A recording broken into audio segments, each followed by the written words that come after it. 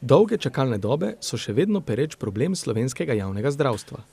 30% vseh pritožb, ki jih dobi mariborski varuh bolnikovih pravic, je povezanih s predolgo čakalno dobo.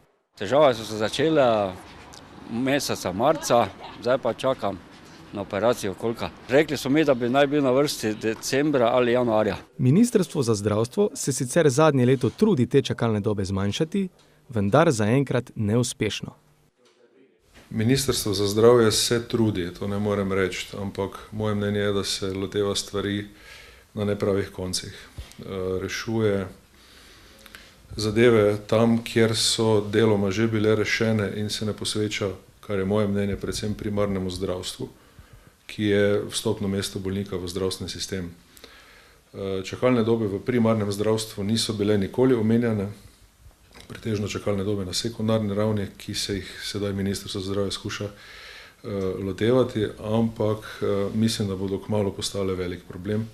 In obremenjen družinski zdravnik je zdravnik, ki ni efikasen, ki pretirano napotuje ali pa večkrat napotuje, kot bi sicer, za razliko od zdravnika, ki bi imel malo več časa za svoje paciente in bi jih seveda tudi bolj konkretno obravnaval, malo bolj kompleksno in s tem na nek način tudi razbremenjeval kolege na sekundarni ravni.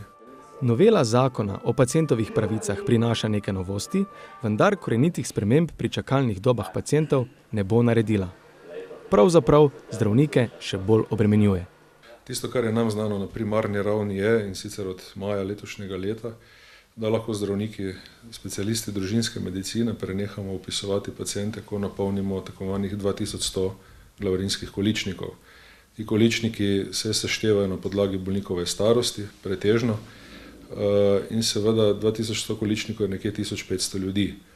Vemo pa, da ima večina družinskih zdravnikov neprimerno več vpisanih pacientov, skoraj vsi na 2000-2500, in težko je pričakovati, da se bo ta glavarina pri posameznem zdravniku relativno hitro znižala.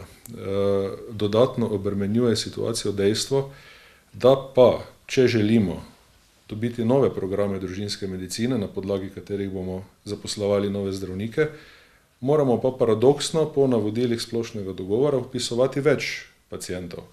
Torej smo zdaj v situaciji, ko nam ministrstvo dovoljuje, da se razbremenimo in da prekinemo vpisovanje pri približno 1500 ljudeh. Po drugi strani nam pa splošni dogovor pravi, če želite nove programe, vpisujte dodatne bolnike, kar je skregano za vsako logiko. Velik problem dolgih čakalnih vrst je tudi izjemno kratek čas, ki ga lečeči zdravnik lahko posveti svojemu pacientu. Imamo ob teh njihovih težavah približno 5 do 10 minut časa za vse. Da poslušamo vse težave, da ukrepamo pri vseh težavah, da to vnesemo v računalnik, da napišemo ustrezne obrazce in tako naprej. Situacija absolutno ni sprejemljiva.